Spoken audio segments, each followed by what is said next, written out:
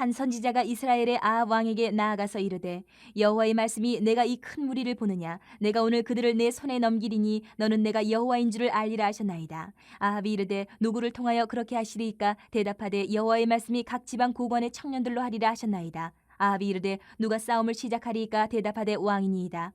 아합이 이에 각 지방 고관의 청년들을 계수하니 232명이요 그 외의 모든 백성 곧 이스라엘의 모든 자손을 계수하니 7,000명이더라. 그들이 정오에 나가니 베나닷은 장막에서 돕는 왕 32명과 더불어 마시고 취한 중이라. 각 지방의 고관의 청년들이 먼저 나가더라.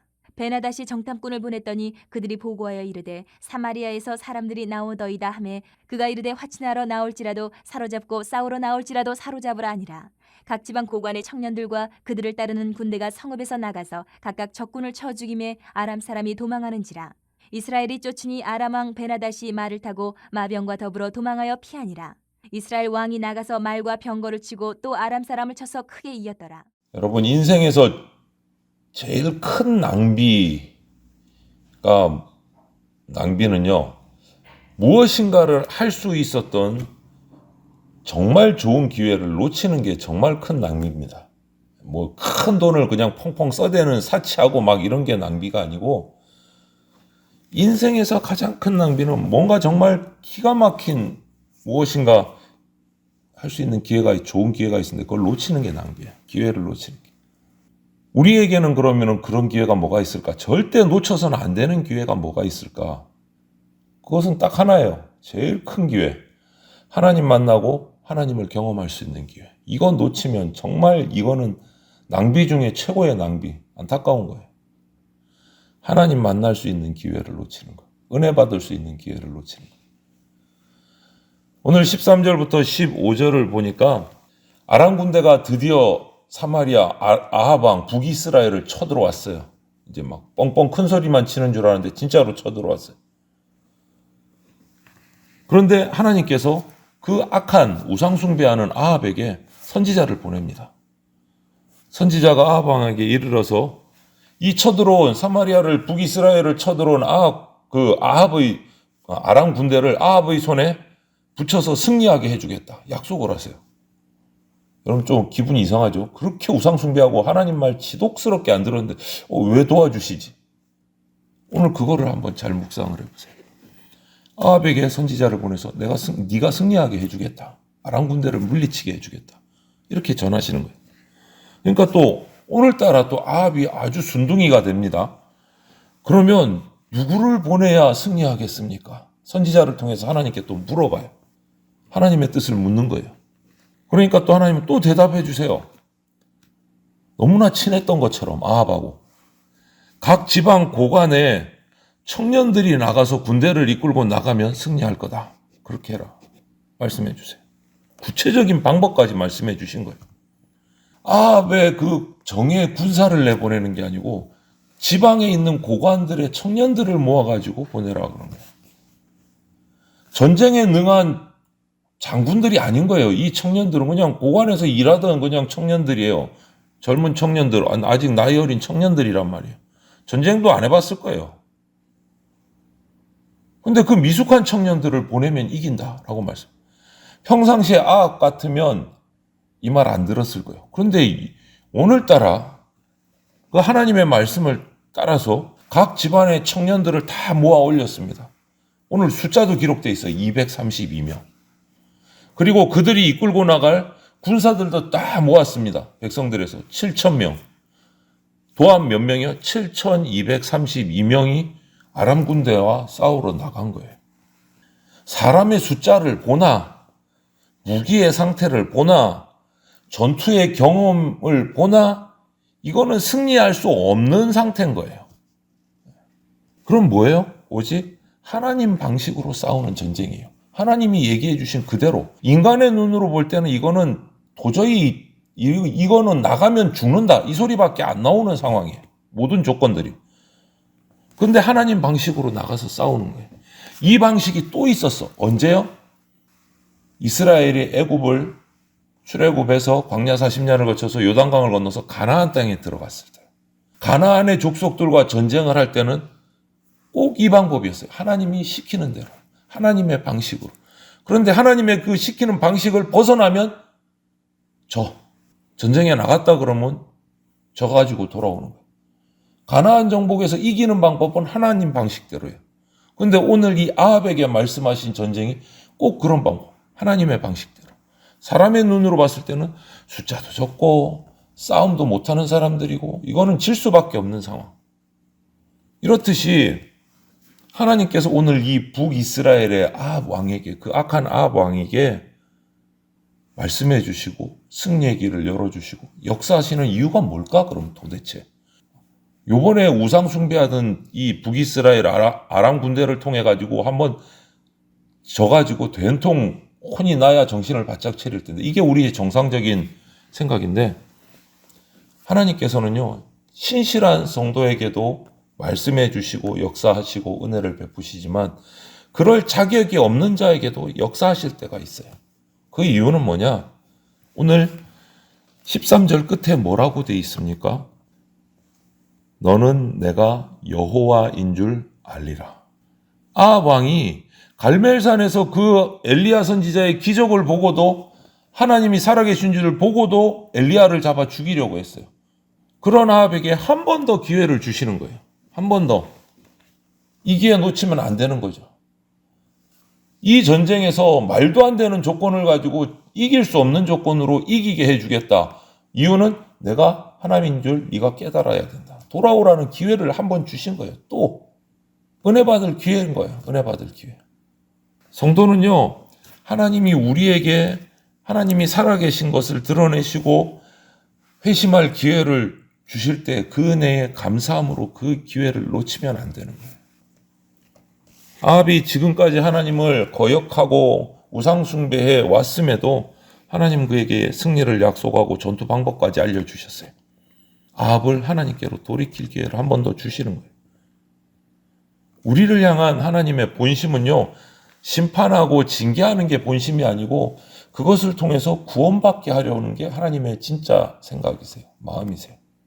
지금도 하나님은 믿음 없는 사람이, 하나님을 거역하는 사람이 돌아올 수 있도록 구원의 손길, 기회를 주십니다. 다시 한번 기억하십시오. 인생을 향한 하나님의 뜻은 심판이 아니고 구원입니다. 그분이 어떤 분이신지 알도록 해서 구원받게 하시려는 거예요. 오래 참으시고 풍성한 사랑으로 지금 이 자리에 앉아있는 저와 여러분들이 그 은혜를 먼저 받은 사람, 기회를 잡은 사람들이잖아요. 이제는 알지 못하는 사람에게 우리가 그 방법을 전해야 되는 거예요. 이 기회 꼭 잡아라. 구원받는 기회다. 우리가 말로 행동으로 이 하나님, 구원의 하나님을 전하는 전도자가 돼야 되는 거예요. 엘리야처럼, 이 보냄받은 한 선지자처럼. 그러면서 풍성한 은혜를 우리는 받은 자니까 감사하면서 살아야 되고, 그러면 시간이 가면 갈수록 그 은혜가 깊어져요. 은혜가 깊어지면 깊어질수록 감사도 커지는 거예요. 저와 여러분들이 구원받은 자로서 그 은혜를 다른 사람들에게 보이는 통로가 되어야 됩니다. 더 나아가서 이제 하나님의 사랑을 받았으니까 나를 더 사랑하고 죄에서 멀어지려고, 죄 짓지 않으려고 우리는 노력해야 되는 거예요. 그래서 16절부터 21절을 보니까 아합이 하나님의 말씀, 선지자의 말을 듣고 지방의 고관의 청년들을 모아서 군사 7,000명을 붙여서 아람 군대를 공격하러 출발을 합니다. 앞에서도 말씀드렸지만 아람이 쳐들어온 아람 군대의 숫자에 비하면 이건 비교도 안 되는 정말 약소한 숫자예요. 그런데 하나님이 지시하셨기 때문에 말씀대로 그 청년들을 내보냅니다. 군사 7,000명과. 그런데 전쟁이 일어났어요. 승기를 잡았어요. 하나님 말씀대로. 아람 군대가 도망합니다. 이스라엘 군사들이 이 청년들과 함께 그 도망하는 아람 군대 적군을 쫓아서 달려갑니다. 그렇게 큰 소리 치던 아람의 베나닷 왕도 말을 타고 마병과 함께 도망을 해요. 주랭랑을 치는 거예요. 그러니까 이 이스라엘 왕 아합도 일어나서 같이 나가서 아람의 말과 병거를 쳐서 대승을 거둡니다. 적은 숫자의 이스라엘이 정말 엄청난 숫자의 아람 군대와 이 전투에서 대승을 했어요. 일방적인 승리를 한 거예요. 이 승리는 결국은 결과를 돌아보십시오. 이스라엘 군대가 강해서 얻은 거 아닙니다. 아합 왕이 전술을 전략을 잘 짜서 이긴 거 그것도 아닙니다. 그럼 뭐예요? 하나님이 이끄시는 전투에서 하나님의 말씀대로 순종했기에 얻은 승리예요. 그거 말고는 다른 결과가 없어요. 여러분, 이 성도는 사람의 숫자, 능력, 환경 이것이 우리가 성공하고 승리하는 조건이 아니다라는 것을 여기서 깨달아야 돼요. 하나님이 승리를 주시는 주관자이시다라는 것을 믿고 순종해야 된다. 이 세상에서 영적 전투를 하면서 살아가는 저와 여러분들 성도들이 승리하려면 그 승리가 하나님께 있다는 것을 믿어야 돼요. 하나님께 있다. 내가 가진 어떤 조건이 아니고. 예수님은 이미 그 십자가의 죽으심과 부활로 사탄과의 전쟁에서 승리하셨어요. 그것을 우리에게 그 승리를 주셨어요. 우리는 이미 믿음으로 나가면 승리가 확정되어 있는 그리스도인들이에요.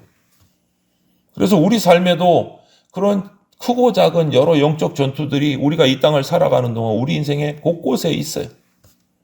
그것을 기억하면서 진짜 승리는 내 힘, 내 능력에 달려있는 게 아니고 역사를 주관하시고 우리에게 승리를 주신 하나님께 달려있다. 이것을 붙들고 이 약속 붙들고 나갈 때 우리는 승리를 얻는 겁니다. 그래서 우리가 영적 전투에서 여러분의 삶 속에서 여러 가지 그런 영적인 전투를 해서 어려움이 닥쳐올 때마다 이미 십자가의 승리를 주신 예수님을 붙드시고 하나님 앞으로 나가셔야 돼요. 승리는 내 힘으로 이루는 거 아닙니다. 오늘 이 본문에서 보는 것처럼 말씀의 순종함으로 얻는 겁니다. 그런데 성경을 다 보면 기독교의 역사를 봐도 그렇고 주님은 우리를 강하게 하시지를 않아요. 전쟁에서. 나를 강하게 하지를 않고 여러분을 강하게 하지 않으세요. 그 대신 우리가 간구할 때 주님이 오셔서 내 앞에 서서 우리의 강함이 되어 주십니다. 나로 싸우게 하지 않아요. 나를 대신해서 내 앞에서 주님이 강하게 싸워 주신다라는 거예요. 그것을 잊지 마셔야 돼요. 그러니까 하나님을 더 붙들고 더 가까이 하고 그분의 말씀을 읽고 묵상하면서 순종하는 것이 우리 삶의 전쟁에서 승리하는 유일한 비결이에요. 예. 보십시오. 바람이 불지 않으면 구름은 못 움직여요. 바람 따라 흘러가니까. 하나님이 없는 인생은요, 행복으로 나갈 수가 없어요. 하나님이 없으면 참 행복으로 나갈 수가 없습니다. 은혜로 찾아오시는 그 승리를, 은혜로 찾아오시고 승리를 베푸시는 그 하나님을 알면 알수록 우리는 기쁘고 감사가 충만해지는 거예요. 하나님을 알면 알수록. 오늘 본문에서 다시 한 번 더 살펴보십시오. 순종하는 길밖에 없는 그 전쟁에서 이스라엘이 그저 순종하니까 약속하신 대로 이스라엘을 승리하게 해주셨어요. 이스라엘의 칼에 아람 군대가 군사들이 패한 게 아니에요. 앞선 전술이나 전략으로 그것도 아니에요. 이스라엘 중에는 오늘 결론은, 이 전쟁의 결론은 아무도 내가 잘해서, 내가 공로, 내가 싸움을 잘해서 우리 전쟁이 승리했다 아닌 거예요.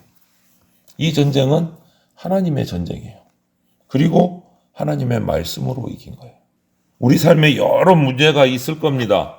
여러분의 어떤 지혜와 지식으로 내가 이 문제를 이겨봐야지 애쓰지 마십시오. 그거는 진짜 올바른 방법이 아닙니다. 말씀에 기대십시오. 말씀을 붙드십시오. 말씀이 지혜 주실 때 그 말씀에 따라 순종하고 그 말씀의 방법으로 하나님이 승리하게 하십니다.